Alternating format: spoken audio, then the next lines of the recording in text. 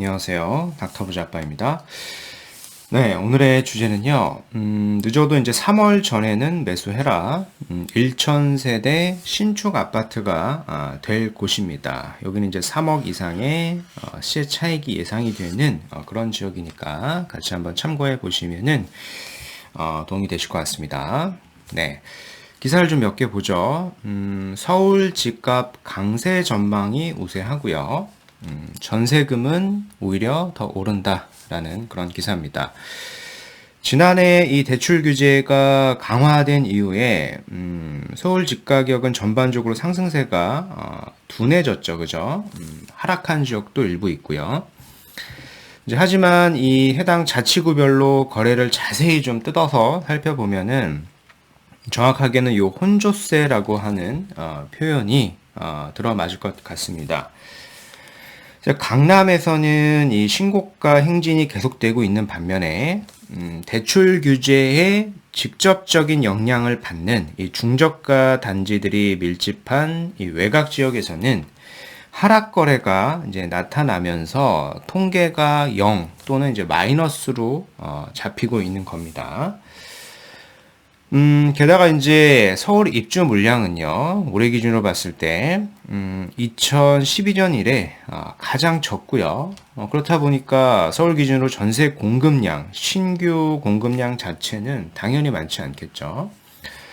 게다가 이제 7월에는 임대차 보호법 시행 후 2년이 되기 때문에 그동안 오른 전세 가격에 신규 계약이 당연히 늘어날 수밖에는 없습니다. 이것은 이제 전세 시장, 전세 가격의 상승세를 가져올 게 뻔하고요.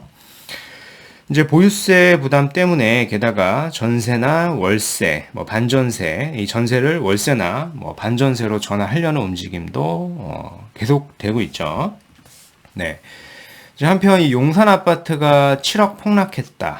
이런 기사들, 강남의 아파트가 몇 억 폭락했다. 이런 기사들이 많이 나오고 있는데 한번 잘 살펴보면은 지금 이제 서울의 대표적 하락 거래로 언급된 그런 기사 9개를 좀 살펴보면은 9건 중에 6건이 부동산 없이 거래된 겁니다. 즉 절세를 목적으로 친족 간의 거래라던가 이런 특수 거래에 해당이 된다라고 볼 수 있어요. 보시는 리스트가 이런 것들이죠. 이 최고가 대비 최근 거래가 많이 하락이 됐으니까 요게 하락의 전조가 아니냐 이런 얘기들이 있는데 사실은 뜯어보면 그렇지가 않습니다. 형제 간 거래이고요.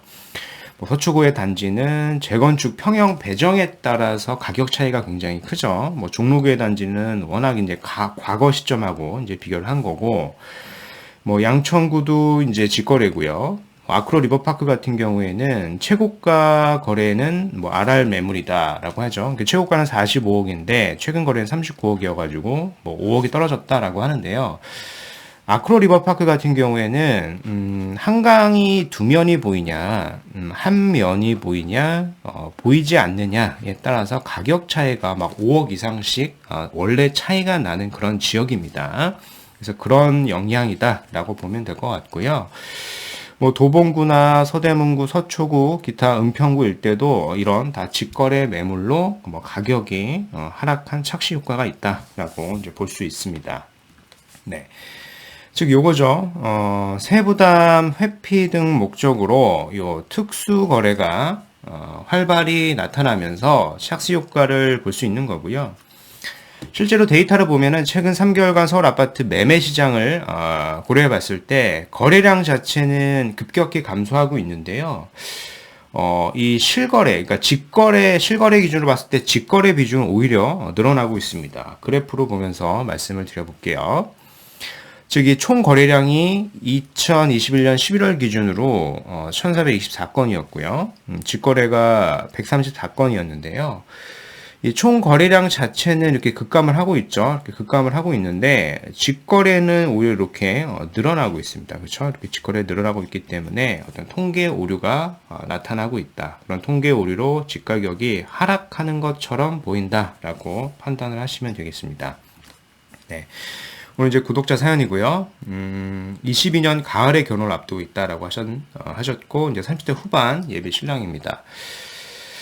뭐 공부를 해보니까 청약은 처음부터 생각을 안 했고요. 부동산 투자 쪽으로 이제 생각을 하고 있습니다. 라고 이렇게 사연 주셨고요. 거주와 투자도 분리가 가능하고 어느 정도 몸테크도 가능하다. 다만 안정적인 것을 추구하기 때문에 이 분양권이나 입주권 등을 고려하고 계시는 것 같고요. 그래서 입주 시기가 어느 정도 예상되는 지역을 사고 싶다. 그쵸. 이렇게 시기가 좀 빠른 그런 구역을 보시는 것 같아요. 그래서 직장은 각각 부평하고 이제 가산이고요. 그래서 위치상 이 광명 뉴타운이 가장 좋긴 한데 문제는 자금입니다. 현재는 3억, 영끌하면 4억까지 만들 수 있다라고 하셨습니다. 네, 이제 광명 뉴타운이 그쵸 한 5억에서 막 6억 이렇게 필요할 겁니다. 구역이 상대적으로 좀 외 지역에 있는 외곽 지역에 있는 구역도 그 정도 필요하고요. 그래서 뭐 3억, 4억 정도면은 인천권의 뭐 분양권이나 입주권은 가능할 것 같죠. 충분히 가능한데 뭐 그거를 몰라서 제가 봤을 때 메일을 보내시고 질문하신 것 같지는 않고요. 뭐 여러 가지 직장 위치나 뭐 금액 등을 좀 고려해가지고 뭐 안정적인 투자처가 될 수 있는 지역에 대해서 한 곳 좀 말씀을 드려보겠습니다. 네.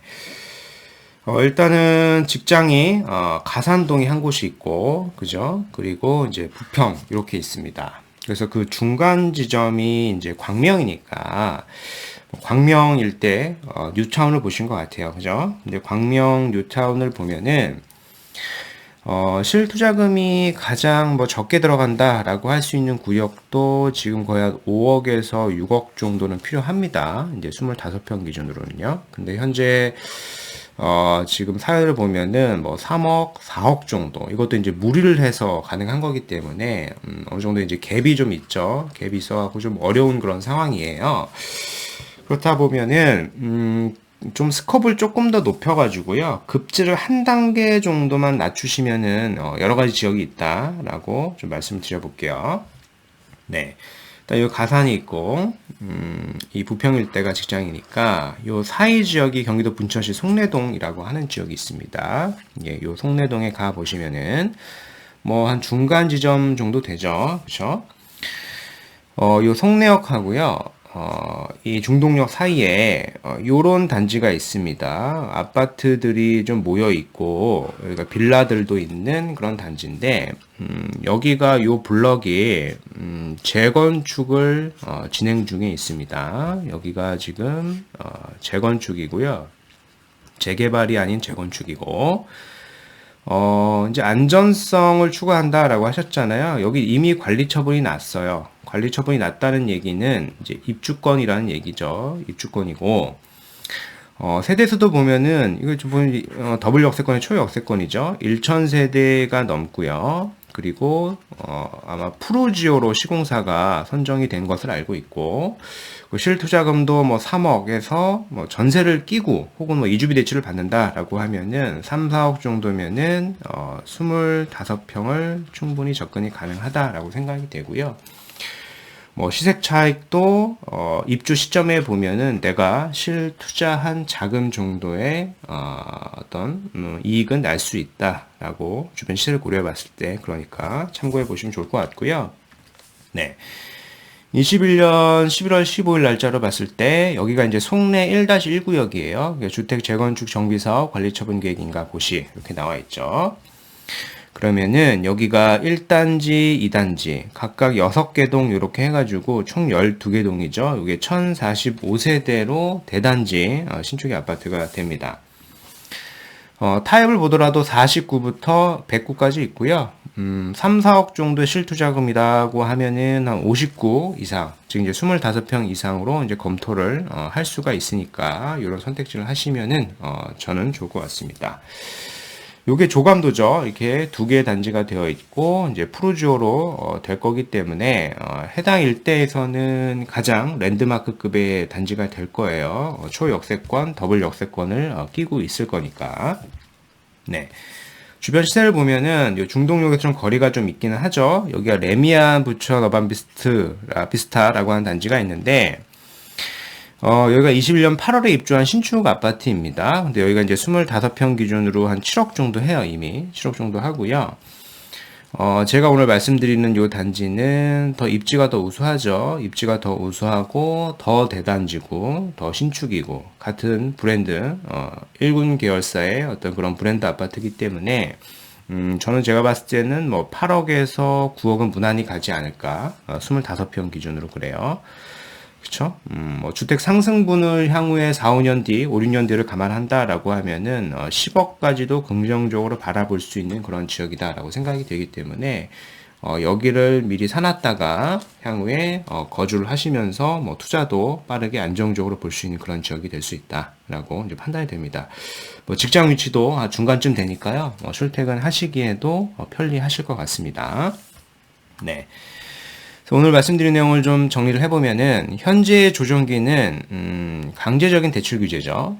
그리고 서울 집값 강세 전망이 우세하고 뭐 전세가도 오르고 월세화는 뭐 가속화되고 있습니다. 서울 상급지 이제 하락거래 대부분 요 특수 거래로 좀 보여지고요. 거래량은 급감하고 있는데 직거래는 증가를 하고 있습니다. 오히려 그래서 집값 하락 통계를 보면은 여기 오류가 많으니까 뭐 실적인 하락이 아니다라고 저는 생각을 합니다. 그래서 예비 신혼부부 예산이 3억, 뭐 최대 4억이고요. 입주가 빠른 투자 목적의 안정적인 투자처를 선호한다라고 하셨습니다. 그래서 송내 1-1구역 저는 추천을 드려봤고요. 여기는 이제 25평 이상 입주권으로 보시면은 좋습니다. 이미 관리 처분이 났기 때문에 뭐 4, 5년 정도면은 입주를 할 수 있는 그런 안정적인 투자처가 될 것이다. 그래서 뭐 예상 시세 차익은 3억 내외는 날 수 있다라고 저는 이제 판단이 되는 그런 지역입니다. 네. 그래서 오늘 말씀드린 내용을 이렇게 전달드려 봤고요. 제 영상이 좀 도움이 되셨으면 구독하기, 좋아요, 알림 설정까지 부탁드리겠습니다. 이상 닥터부자였습니다. 감사합니다.